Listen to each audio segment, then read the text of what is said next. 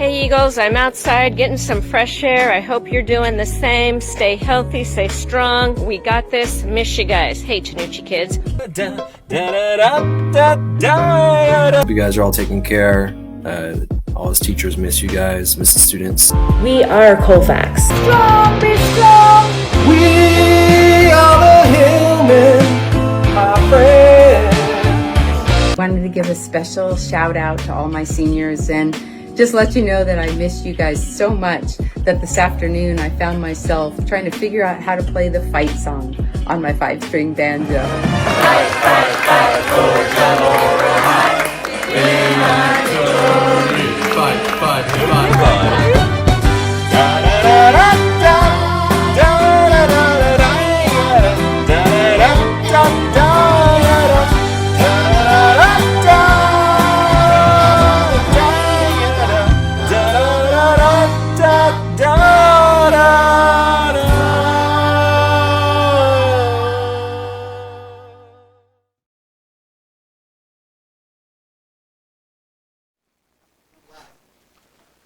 Hello, PUHSD. This is Dr. Siraki, George here. It's been a while since I've had to put a tie on the last couple of days, so I'm sure you're enjoying the flexibility of the clothing options that you have today. But I hope you enjoyed the videos as much as I have. I think the one thing I do appreciate, even though we're distance, you guys are doing your very best at connecting with each other and also connecting with our students and, you know, addressing that human issue, condition that we know we've become accustomed to as a district and fostering culture in this new reality of distance learning. We are at a very good place as a district with students having Chromebooks, with the trainings that you've had, and then your initiative of learning the new platforms and delivery methods and curricular tools to deliver online. Ed Services, Jeff, is there anything you'd like to add in terms of celebrating the good place we've been in and the celebrations we're hearing from our community? Hey everyone, Jeff Tucker here, in case you didn't recognize me. And just want to first, there is a winner in this pandemic, the Mother Nature, so happy Earth Day. And thank you for all the great work that you're doing. I keep getting great emails and phone calls from a lot of you on how well things are going or sharing challenges and how we can be responsive. We'll speak to it later, but I appreciate all the feedback and the patience as we worked out the grading marks. And I continue to get feedback, both positive and critical, and we're still working through that, and we'll be just fine. But thank you for tuning into this so you can hear what we know, what we don't know, and moving forward. So I appreciate that. Just teed it up nicely in that what we do know and what we don't know.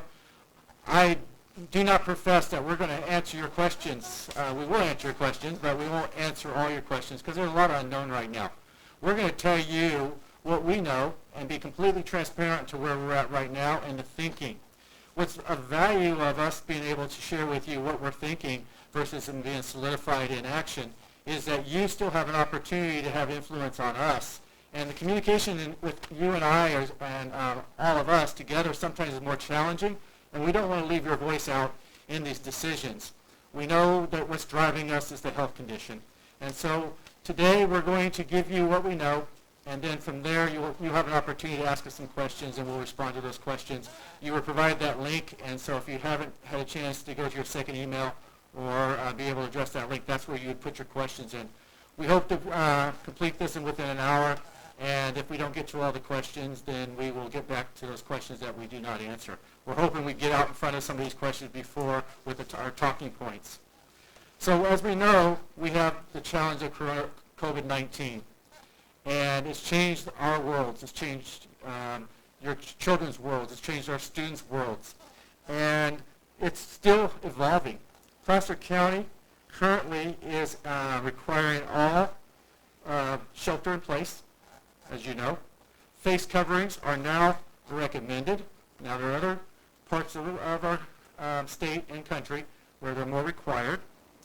All persons who leave a residence to perform essential functions only. The essential functions of businesses and school is included in that. So we are essential.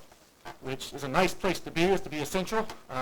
There's value, and hopefully, as we talk later about Sacramento and budget, I hope they recognize how essential we really are with not taking drastic cuts during these downturn in the economy. Public gatherings and private gatherings, they're not allowing them, they're prohibiting them. And when you do go out into this environment and you do some sort of activity, it's supposed to be with your family, your cohort of close proximity in your life. Now, we do know that there's probably going to be some changes in this. Everything, and one of the things Jeff said to me came to fruition when we were watching China and we were watching some Spain, Italy, and they were closing schools, and we knew that was setting a precedent for us. We saw it coming for a couple of weeks, and we were holding out hope. Hope for you, because we know this is tough, hope for our children, our students, etc. But we're also now, we know that in some of these countries, they are starting to bring school back, and so there'll be lessons to learn from other countries. We also know our colleagues throughout the state are wrestling with this. We're not getting a whole lot of concrete answers from the health department on some of the challenges. And those challenges in health is, if we don't have herd immunity, how do you do school? That's what they're wrestling with. Antibody test, if that becomes available. Vaccination, obviously that's a game changer. So the challenge of running school will be social distancing and no large groupings. Well, what does that mean? And there's really no definition. For us, we can project, the governor has made some statements about how he would love to see school back in place in the fall. He talked about addressing some of those challenges, and we'll talk a little bit about that here in another topic. But the reality is, we'd like to get back to school. You'd like to get back to school. Our parents and our communities and our students would like to get back to school.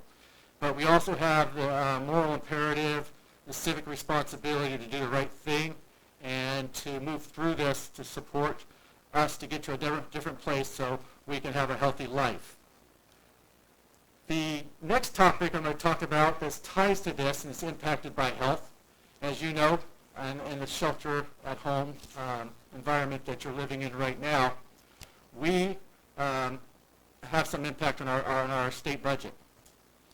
What you may or may not know, and the May revise is when the governor gives us a kind of a sense of what he kind of recommended in January as he worked through the bureaucracy of getting his ideas supported. Well, that's been thrown out the window, and the May revise is going to address the shortfalls in dollars and cents in the economy. With 40% of the budget in education, we don't know the toll. The toll is something we're going to have to find out here. And the unknown about even May revise is that tax receipts do not come in until July. So in reality, they're just going to do a projection. It's our hope their projection's right, so they're not doing an August or a September dollars and cents manipulation that would cost us to reevaluate things. But at this point, May revise is going to be telling. And a couple of things that I sent out an email was that informal spending and staffing freeze. Let's get out in front of it. The Board of Education is very proud of the fact that they have not had to go through, in many decades, a layoff. They did had to adjust in the adult school world, but they were able to keep people employed during the 07-08. I was part of 07-08 in another district, and those were not fun times. And I'm confident that we can manage with attrition, reorganizing ourselves, and the family, us, who we have today. If someone leaves our family, I can't guarantee the fact that we would bring that position back, but we would manage in keeping people employed. And that's what I said in my letter. Bargaining units, members that are represented by our bargaining units, we can pretty much assure this year that we're in a good place. And we think, as we've been trying to balance the books, that we can manage this attrition in a good way and be able to hold ourselves in a good position for at least a couple of years. The real unknown, and this is the only thing I guard us against, attrition is going to cost us, and at the state what we're projecting is a loss of COLA, cost of living adjustment. That's in our budget. When we project as a school district, we have to run a budget that is that year plus 2 years. So we have to show that we're going to be solvent for 3 years, or we become qualified or negative. If you're negative, then the state takes you over. We are, in the third, when we presented to the board the second interim, we were a balanced budget in a third out year, no deficit. And we worked really hard to get there. It has positioned us to be better off than, I would say, 95% of districts in the state of California to weather the storm. But it is a storm. COLA for 3 years lost to us is $5.7 million of deficit in that third year. We have a plan to try to offset that. And I'm optimistic that we can, but I will protect you from, or I should not protect you, but I should tell you that the unknown is ADA. I think you guys done a wonderful job of delivering. We got a great reputation. But if we drop an ADA and students want to stay home instead of coming back to school because they're worried about health conditions, for whatever reason choose a charter, independent studies program, that drop in ADA is not something we can weather without consequences. So let me summarize quickly. We're in a good place. I think we can manage it. Let's make sure our students come back because I think we have a better, I know we have a better offering than anybody around us. I hear stories about our neighbors, and I hear stories about what we're doing, and I don't think they even compare. So I think we're in a good place budget-wise. The second concern would be this year the federal government provided us relief because of state of emergency. It's the second year that we're going to see more cuts. This is an election year. Politics plays out in my world. I think they're going to minimize this because of the service we've done. We will see, everybody's going to see some sort of drop in budget. But that second year scares us, what they're going to do in a non-election year. And we've got to be able to be in a position to maneuver. And I think we can maneuver again with the monies we have and attrition. But hopefully we're not having to deal with enrollment declines.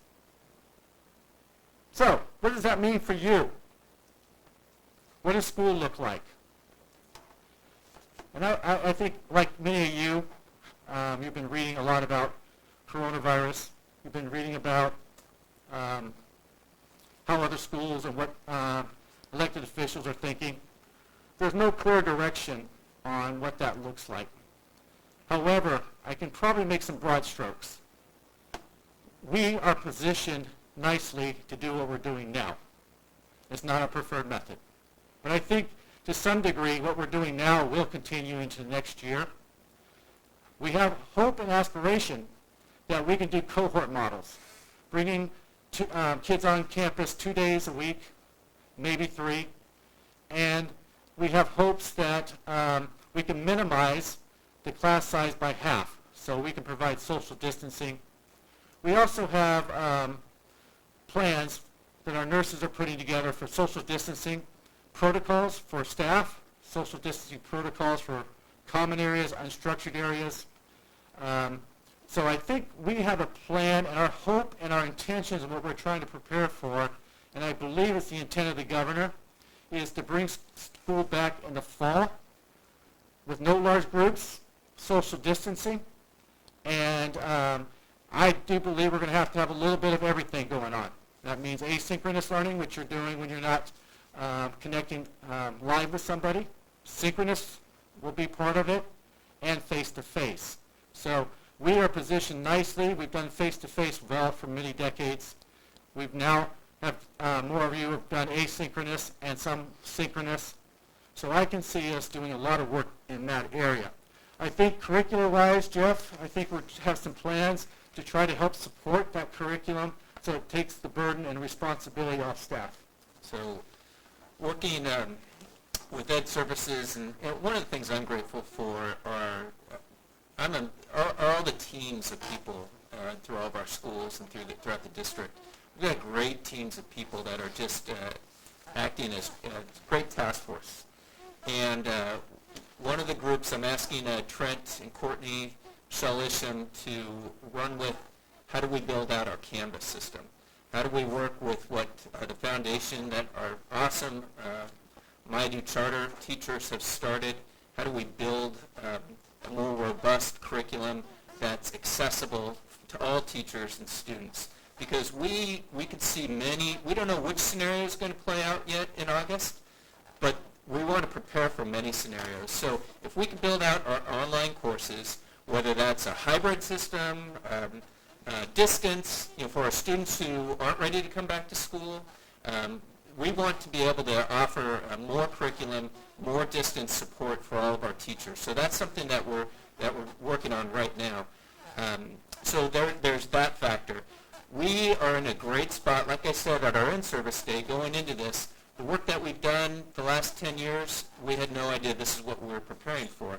And if you have colleagues in other districts, you understand we are in such a better position than most districts. As we worked out grading, we really took advice and guidance from Department of Education, looking at what universities were doing, and then where were we? Because we were where we were with our instruction, teaching and learning. So we crafted a system that initially it's going to get us through the rest of this year, provide flexibility for teachers, and hopefully support our students in this reality that they did not ask for. And then how does that transition into next year? Once we know our realities, how do we work with these students who are receiving incompletes now? What level of competency were they at? How do we help them finish and get passing letter grades? So there are a lot of things we're working on right now, and some of it's going to be very exciting. I think we're going to be in a great position when we start up school again in the fall. So safety and health is our primary concern, and we're in the business of education. And so when you think about safety, and it's your safety and our students' safety. The construct we're trying to work with is cutting class size in half, and then be able to promote social distancing in those environments. We're also working with investigating the nurses are mask availability for staff and students. We're also investigating the ability to take temperatures of students and working through the legality of doing so. In case someone has a fever, then we can be out in front of it before they enter into our school system. We're looking at all those things. But we also recognize there will be different levels of concern, and that some of our students are going to want to be home, and their parents are going to want to be home. And then some of our students should be here because they're attending to their health, but they're missing key parts of their education because they can't access the curriculum to the rigor, and then counting on you to be there for them. And you're there for them in a distance way and doing your very best, and those kids we'd like to get here.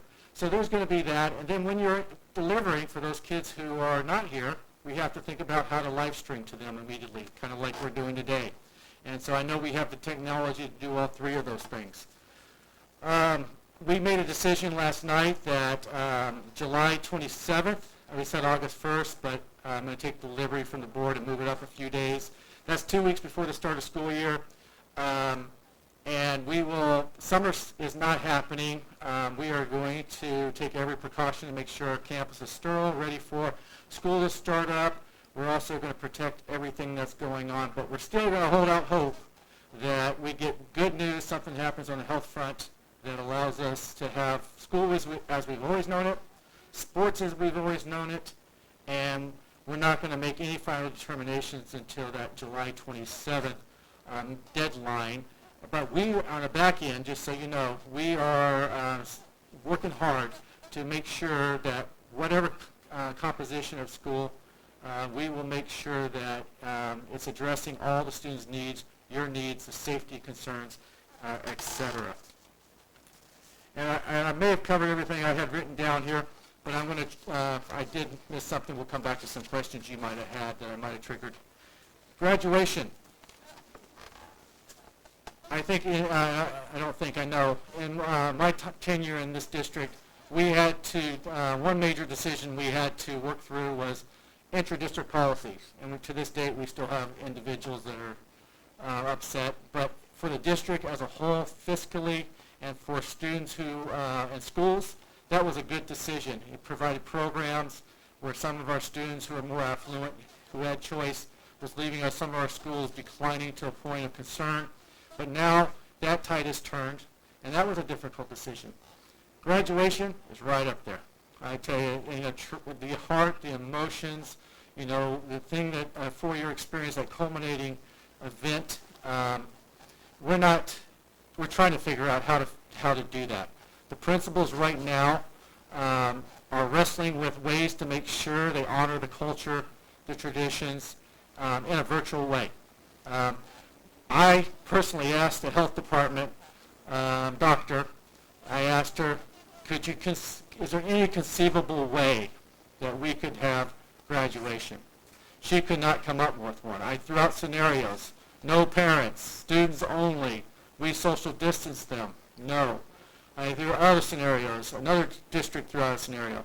No, she could not see that. Part of it is not what we can control. She has concerns about people being out in the community, and when they release back into the community, then you're putting the community spread at risk of people that might have underlying issues or significant age, or et cetera. So we tried, and we're going to do our very best with the virtual. Our principals also are thinking of ways to work with you to figure out how can we do something special for the senior class. Additionally, how do we bring them back at another point to maybe honor them face-to-face versus virtually? But even if we do a virtual, there's a lot of good stuff out there, and our principals right now are a subcommittee of the board, and they are going to be tapping some of you on the shoulders just to ask what your thoughts are, and I hope you give them your input. But we're going to do our best to provide something to the students under the conditions we have now. I failed to mention in my health update was that the health department said she couldn't see us doing group gatherings for 6 to 8 months. And that was, I think that was last Wednesday. 6 to 8 months, you do the math. And that's not if we have another uptick in COVID-19, the virus. So we know things are going to be different. We can hope for the best, but we got to prepare for the worst. And we're going to do both. We got to be positive for our students. We got to be role models. We got to be leaders. And I know we have the right people to do that kind of work.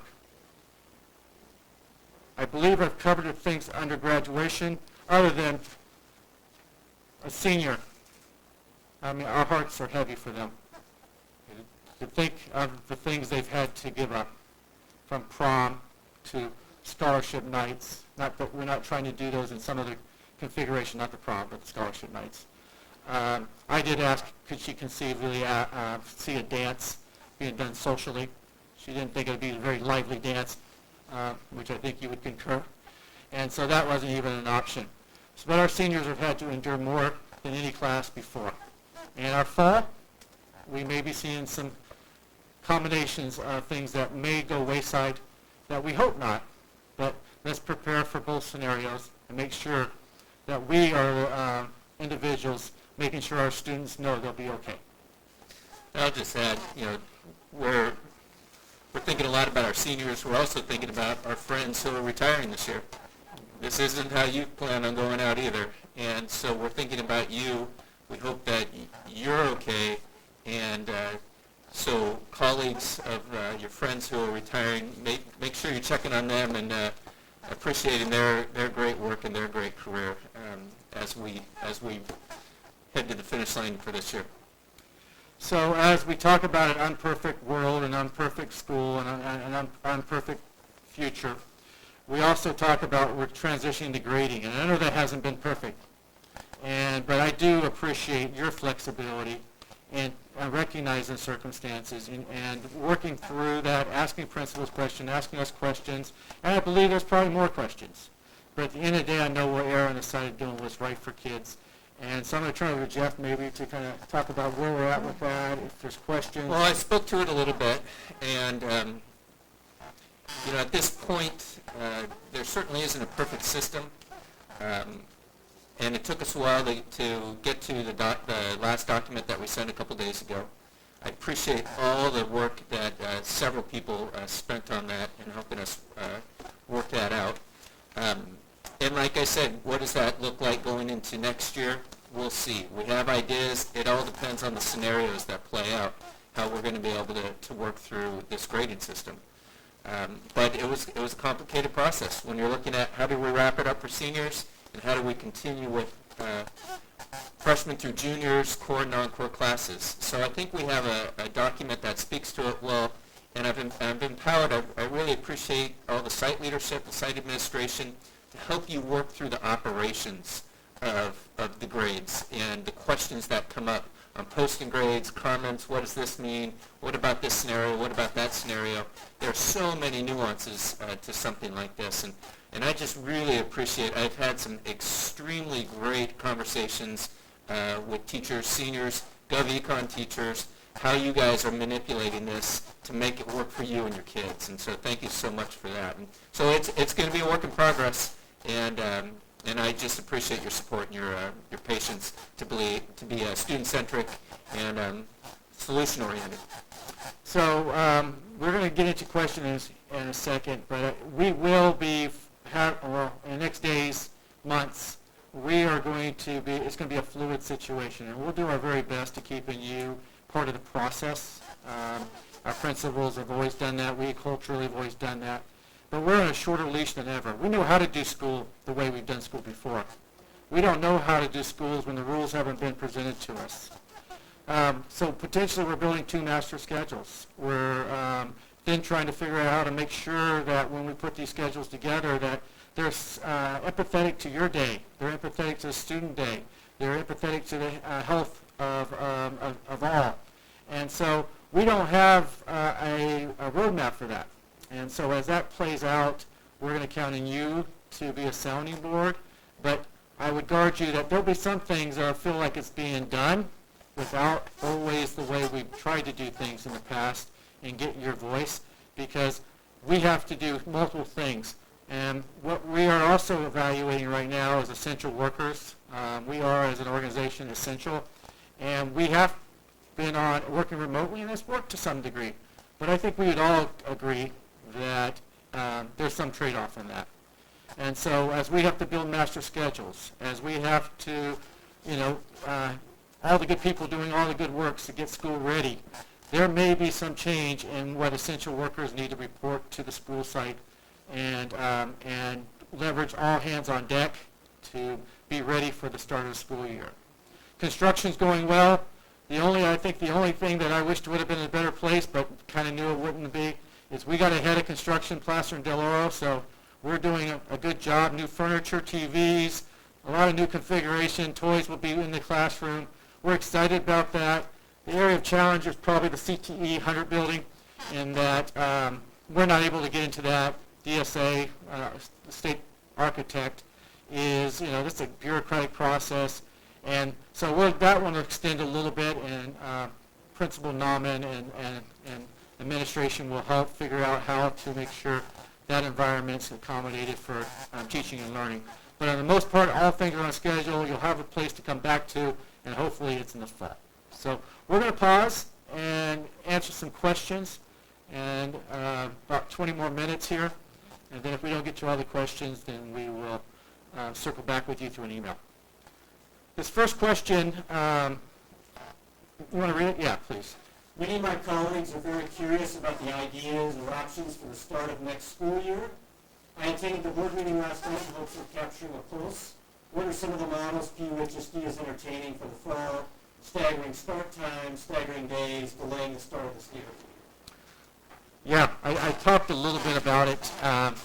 We have looked at every configuration. The first construct in our mind is, well, not in our mind, it has to be, is social distancing. How do we do school with social distancing?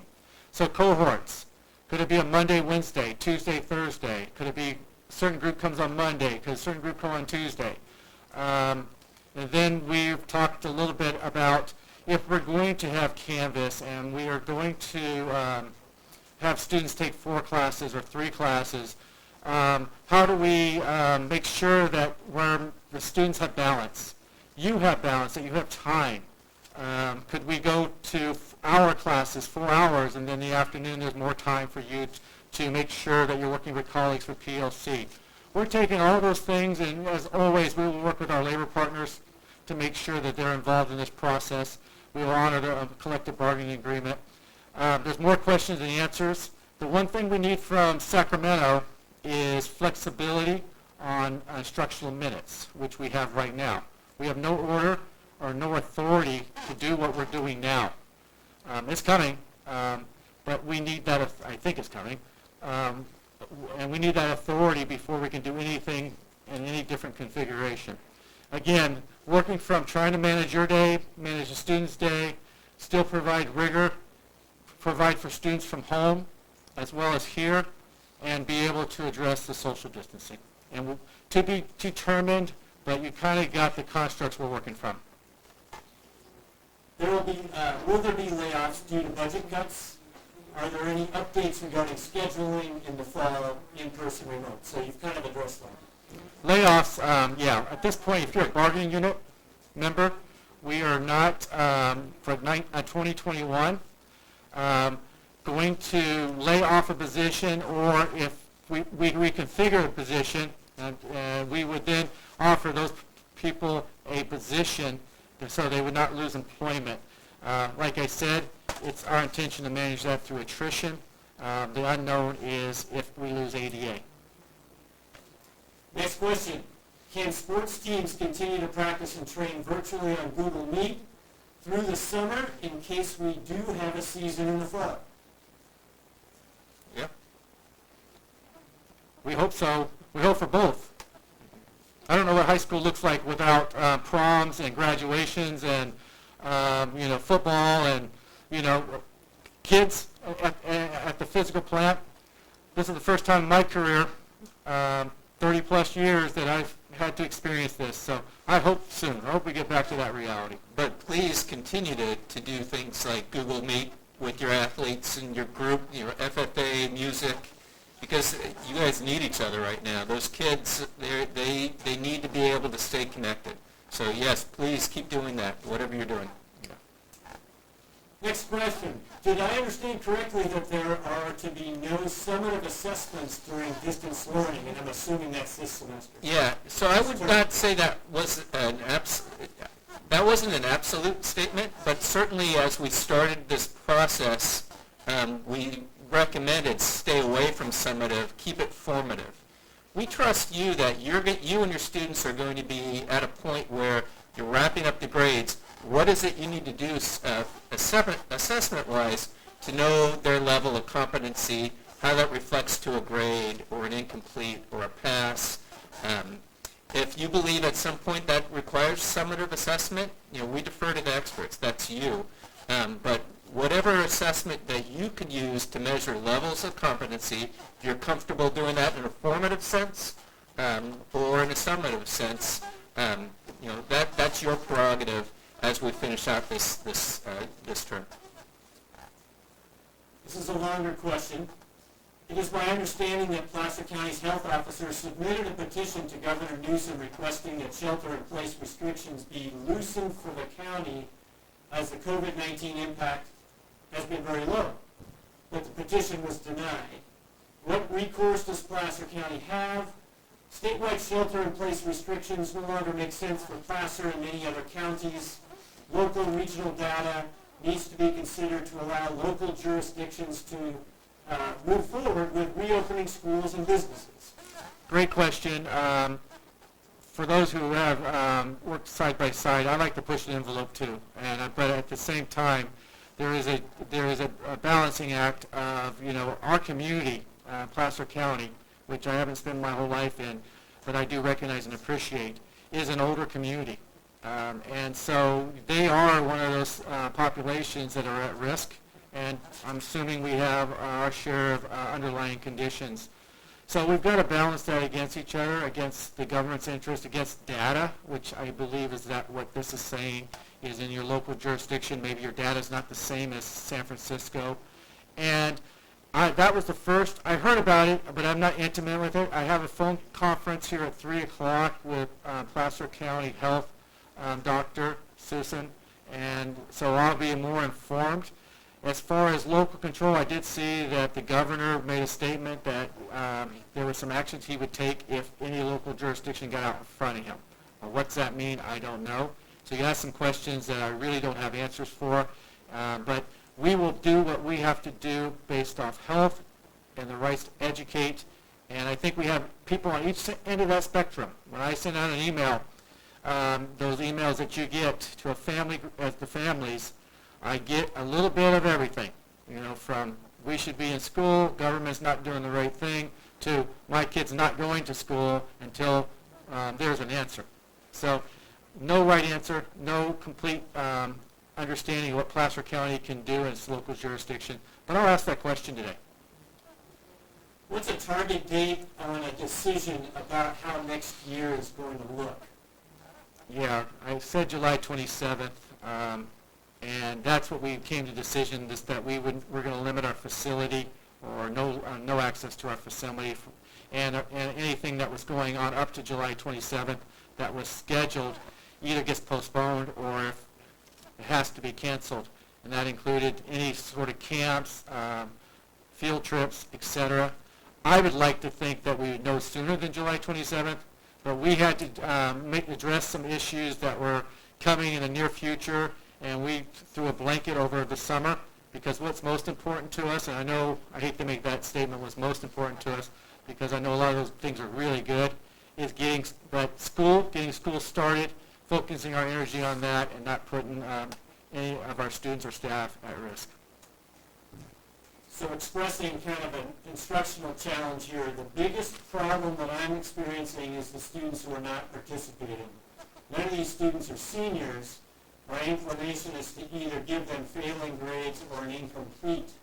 By the way, I've been diligent about communicating with both students and parents throughout this ordeal. Some students and parents are not responding.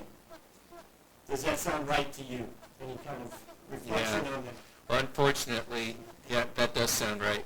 And I would just suggest continue to work with your site administration and counselors as to who the students are that we can't find. I've had some teachers say, does this mean this new grading, that we shouldn't give Fs? Not necessarily. If there was a scenario where a student well before this was in the F range and now they're off the grid, sometimes an F might be the most appropriate thing, because we make sure that they're going to retake that course. So I think just do what you're doing right now. In the end, you're going to make the right decision for you and the student, but please be communicating with the systems to support at your school so that we know who these students are. So one of the things that kind of ties into, I know there's an equity issue here. If you think about, some of it's motivation, and you probably could have projected some of those students may not be successful or less motivated and taking advantage maybe of the opportunity to do whatever they're doing at home now. But one of it is equity. Some of our kids have parents that can help them, and some do not.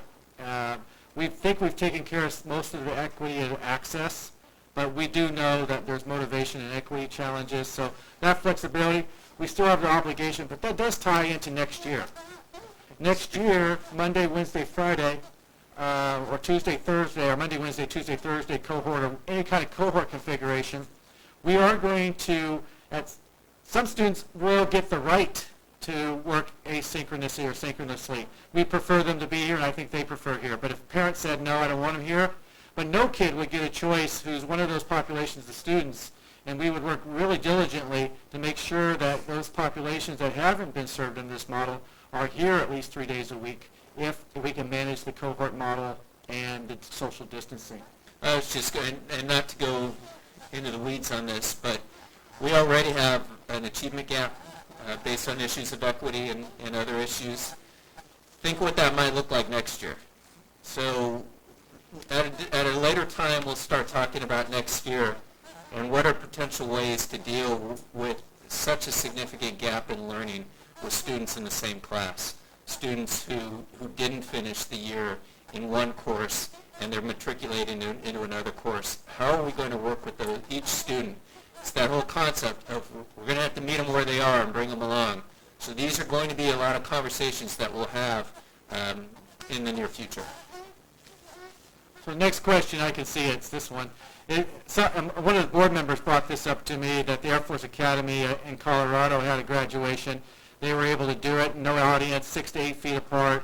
That's the exact question I asked our public health, and I was told no, and the reason was we could give her a plan, we can make reasonable assurances, but she worried about restroom, sanitation, washing hands, commingling after, the variables. You're emptying the home to the community, and then we have no control of what the consequences of that.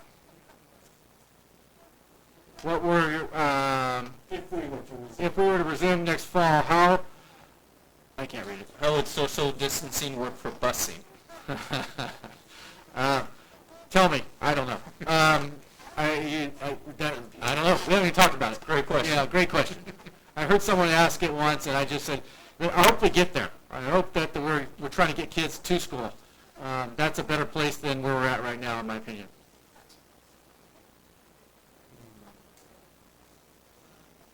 You mentioned a July 27th deadline to determine what fall will look like. At that point, would it be possible that a decision would be made to allow some activities, smaller groups on campus, for the remaining weeks of summer? Or will these remaining weeks be closed to campus activity regardless of that July 27th? Yeah. That's the intention. I think when I threw out last night at the board meeting, for any of those that were there listening, August 1, I just pulled the date trying to think the summer ended then. But when I went back to look at when sports would start, the earliest start date of a sport team would be July 27th. So at that point, at July 27th, if we get good news, then anything under the sun in small group settings, and I'm not sure what sports is going to look like, if that's going to be an option, but potentially July 27th, we'd have more clarity on what small groups. Your principals will be heavily involved in working with you if you have something you think you want to do during that 2 weeks, especially if we get an indication that we're bringing school back together in a cohort model. I know we are not set on anything now, but when we are talking about cutting class sizes in half, would that be half of a typical class size for any given course? Or would it be more of a set number regardless of the course type? I'm thinking about classes that are typically larger, like band and PE. Yeah. You know, I've learned the hard way a few times. I make a statement and I hold to a firm number, and then I have pie in my face. Our intentions is to try to get environments to a place that's going to be acceptable for social distancing. We section at 37 to 1. That's our next year allocation. It went up a little bit. You cut that in half. If we had an ideal master schedule and we didn't load certain classes greater because we had to offer smaller class sizes for some opportunities, every class would be at 18 and a half. That is the ideal. But no one's given us an idea of, in a 970 square foot classroom, what is the social distancing acceptable number of students, and I don't think they will. Peter did a little math, and he thinks we're okay with that range, 18 to 20-ish. But that's Peter. I love Peter to death, but at the end of the day, we have to get something that's a little bit more concrete on that. And so if you're a PE class of 50 and you're outdoors, that's a different consideration, I believe. I think also, you know, classrooms could be configured in a more open setting too, and we haven't even explored any of that. We're still trying to wrap our mind around the cohort model. How many more we have left? This is it. Last question. Many teachers have been using Google Classroom for distance learning and have spent countless hours posting lessons and curriculum. Is the plan to have all teachers transition to Canvas in the fall if needed, or will they still be able to use Google Classroom for distance learning? Yeah, and it's such a blessing that we have so many teachers who've curated an awesome curriculum via Google Classroom. We wouldn't rip that out of your hands. There's no. That's what's gotten us to where we are right now. we want to offer Canvas as an option. Canvas also works with Google Classroom. It's the LMS that Sierra College uses, that we use in our dual enrollment classes, that we use at MyDo.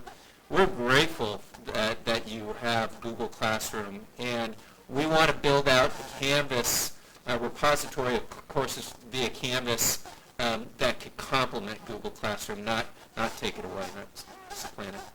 One more question just came in. I want to add, we were talking about what was the last question? I forgot. Google Classroom, Yeah. Canvas. Google Mastery- Classroom, Mastery Connect. yeah, sorry. Didn't mention that. I can't do two things anymore. Canvas, I think that's a marketing opportunity, but again, I concur with Jeff. We want to have a base curriculum by our ELOs, assessments, interactive activities that you're not spending all your time having to pull together. We also recognize, with teaching of face-to-face, synchronous and asynchronous, we're asking a lot. So we want to reduce your workload so you can serve kids. And so the intention behind that is not to take something away from you, but I think the other benefit is that we've been trained in that. Canvas is an opportunity to market us even greater than we are right now. Canvas does interface with Aries, so there's a positive, and there's some wins there that could save you some work. And I think, I know, UCs, CSUs, and community colleges use Canvas. Will it be a mandate? No, that's not how we've done business. But I do believe many are going to see value in and you're going to be involved in that. This is not, we do not want to buy canned curriculum. We're going to invest, because there's a one-time cost, in you to develop this. And you think about our professional development, it will go to support things like this, to support teachers wanting to learn Canvas, Mastery Connect, etc. Last question. Could we go to a year-round school? I'm sure we could. I have never been in a role where I have managed a year-round school. I would have to do some learning and to see the advantage. The other question that's come up around that is, do we have a later start? And that would be something we would need to work with our bargaining unit with. If we get some indication that there's hope on the horizon, would it be better to hold off till mid-September than to start school in August with the hybrid approach? And so I think everything's on the table. And like I started, I think we gave you what we know today. We were transparent. But I also noted that you will be left with more questions than answers. We have not cornered the market on how school looks like this, like under this configuration. We count on you, your principals. You can email us. If you have an idea, you read something. I'm reading all the time. If you find something that just sparks your interest, send it over to us. We're going to read. I know in the eastern states, the superintendents have gotten together from multiple states trying to figure this out. They're complaining that their local are not giving them, being the state or the feds, are not giving them direction, but they're trying to get out in front of it just like we are, because we don't have direction, but we do have some options that I think are viable to do what we need to do under these circumstances. I thank you guys for tuning in today. Please, please, please, please stay safe. Continue to do what you've been doing. All I get is compliments. When I send my emails out, sometimes I don't get so positive comments from some approaches out there. But for your work, we get nothing but kudos. And you are making a difference. Continue to do the human contact, connecting our adults to each other, connect with your peers, your family, your friends, and our students. I appreciate what you're doing. And Jeff, did you want to conclude with anything? Thank you. Yeah, thank you. We're going to be good. Very good. See you later, PHSD. Take care.